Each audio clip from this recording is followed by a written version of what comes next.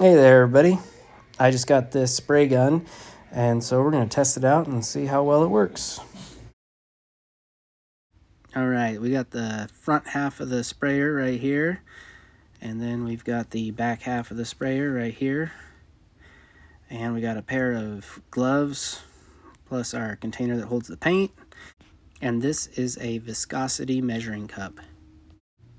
And it comes with 2 extra O-rings, and then it has a cleaning brush, and it has a needle for cleaning out the port on the sprayers.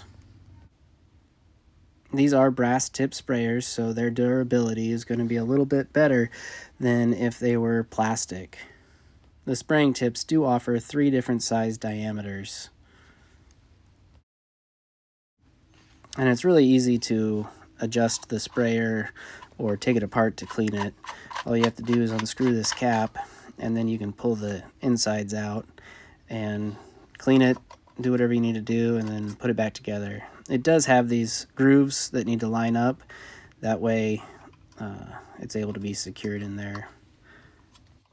When you change out the tip, make sure you put a new O-ring on there. Otherwise it's going to make a big mess and it's not going to work correctly. This securing cap has a little groove that it kind of snugs down into, and it allows you to adjust your sprayer. So if you want to spray it horizontally, or if you're going to be spraying vertically like on a fence, then you're able to easily still rotate this and adjust your sprayer on the fly. To attach these 2 pieces, all you have to do is slip it in that groove, give it a twist, and it locks in place.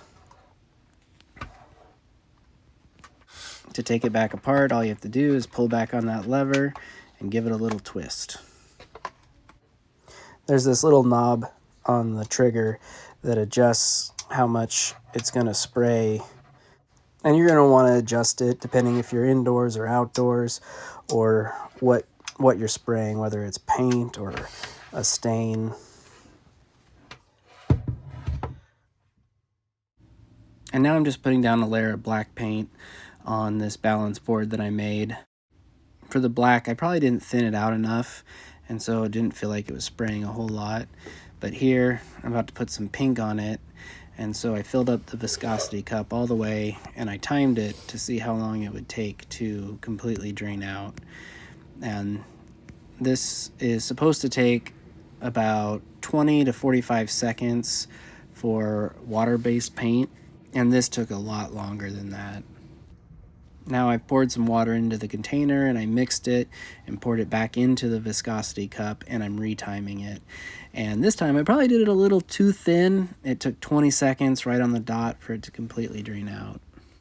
Now the pink came out a lot faster than the black did, and that's why I was thinking I thinned it out too much. So I did go back and add some more paint to it to thicken it back up.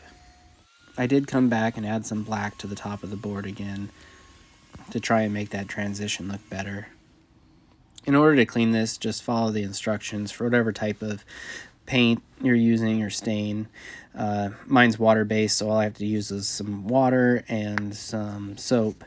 And so right now I'm just getting the bulk of the paint out of the container, and then I'll add clean water and some soap to it, and then run it through the sprayer. So I'm wiping off as much paint residue as I can off all the parts, and now I'm just gonna spray it through the gun.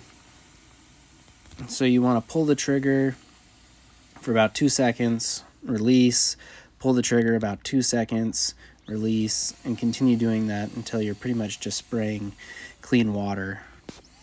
Now that I've gotten all the paint out of the sprayer, I'm just running the soapy water through it, trying to make sure that I flush it as much as possible.